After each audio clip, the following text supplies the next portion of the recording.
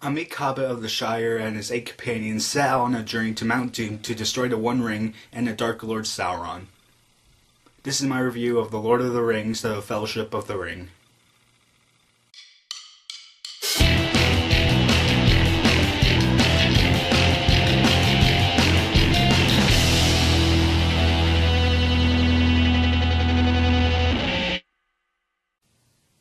I can't remember when it was, but the first time I saw The Fellowship of the Ring was around when I was 7, 8, or 9 years old. And at the time, I thought The Fellowship of the Ring was just a good movie.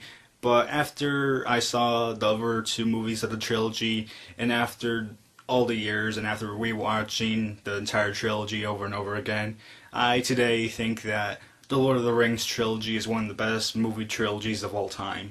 And now before the final Hobbit movie comes out in theaters, I'm going to review the trilogy, and the first one is The Fellowship of the Ring. And I have to tell you guys that I still think that The Fellowship of the Ring is a really great movie, except for this one aspect of the movie, which I'll get to later.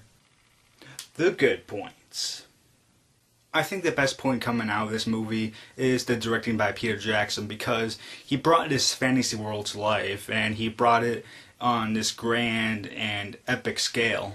It also seemed that Peter Jackson knew his way around this movie, because I think that he knew when to have these subtle scenes and when to have these epic battle scenes and when to have these emotional, heavy scenes.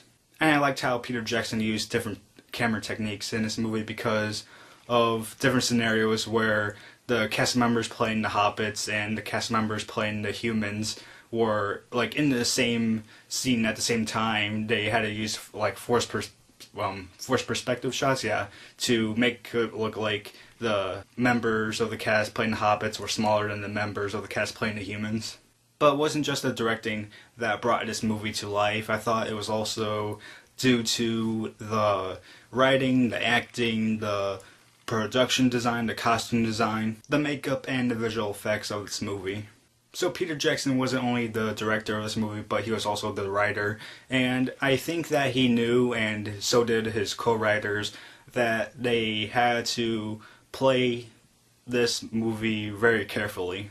Because I think they knew that if they had a scene in the movie that didn't fit well in there, then it may take the audience out of the movie. But I think that they did an incredible job of writing this movie. And as for the acting, you had Ian McKellen, Viggo Mortensen, Elijah Wood, and a whole list of actors that did performances that ranged from great to incredible. Because along with the writing, the acting brought that sense of realism into this hugely epic fantasy world that seems impossible. The score of this movie is done by Howard Shore, I believe, and he did an incredible job of making this score, because not only does it have some of the most recognizable musical score moments of all time in film history, but I think that the reason the score works in this movie is because I don't necessarily think that it was playing themes for the characters or some of the battle scenes in this movie or just the scenes in general. I thought it was just bringing out the music that would be in this world. The cinematography is another good thing about this movie, because the cinematographer did a good job of making this visually stunning movie. The editing in this movie is incredible, I believe, because to keep me interested in a movie that's, I believe, 2 hours and 20 minutes to 2 hours and 40 minutes long, that's a job well done. Like I said before, I thought the costume and production designs helped bring this movie more to life. Because for both the costume and production designs, you could tell that whoever did the costumes and the settings of this movie knew that they had to put every little detail into their costumes or sets to make it as realistic as possible, to make the audience believe that this setting would be for real. The makeup artist did a good job of the regular makeup and the makeup involving the orcs and the goblins of the movie. Because once you see the orcs and goblins in this movie, you'll think, man, those things are ugly. Because they are, because they put all the grimy little details into all these facial masks and everything. I believe that the visual effects hold up to this day. Some people may say that there are some moments where it looks like, that could have been done better, but you have to think of the time period this film was made in, and at the time these were really good visual effects, and I still believe that they hold up. The only other good thing I can say about this movie is the sound design, because the sound design was good of making the battle sounds of the movie and of making these sounds for the orcs, goblins, and other creatures of Middle Earth. The bad points. So really, there's only one bad point that I can talk about, but I can't really talk about right now. I have to talk about it in the spoiler section. But that one bad point has to do with one part of the writing, which affects the entire trilogy. Some of you may know what I'm talking about, but some of you may not. But like I said, I'll talk about in the spoiler section. So my rating for the movie is a 3.75 out of 4 stars. Like I said, I thought it was an incredible movie, almost. Just that one aspect I was talking about made it a little bit like, yeah, that affects the entire trilogy. But overall, all other aspects are just really done well. And if you're a fan of epic movies or fantasy movies, then I think you'll really enjoy The Fellowship of the Ring. Alright, spoilers for The Lord of the Rings, The Fellowship of the Ring. If you haven't seen this movie yet, then get over now, please, because I would strongly recommend you just to see this movie for yourself, whether it's by yourself or with a bunch of friends that you have, because it's an incredible movie in my opinion, and I think you would agree with me, or at least think it's a good movie. So I think you just should see it for yourself with no spoilers so that you can totally enjoy it. Alright, I'm going to be talking about a few things, but the one thing I just want to get off my chest about is the bad point, because I realized this, I think, 2 to 3 years ago, when I was rewatching The Fellowship of the Ring, and it has to do with the eagles. So as we know, Gandalf gets saved by an eagle when he jumps off the tower in Isengard and onto an eagle and flies away to Rivendell, I believe. So when the council at Rivendell decides to destroy the ring by going to Mount Doom, I was like, okay, yeah, then I remember it goes into the journey and whatnot. But then I was starting to think to myself, well, actually, they could have just gotten an eagle and flew there and destroyed a ring. Huh. And now that's the one thing I hate about this trilogy, because Peter Jackson and his co-writers wrote something into the script where it could have finished the entire trilogy in just a matter of just one of the movies.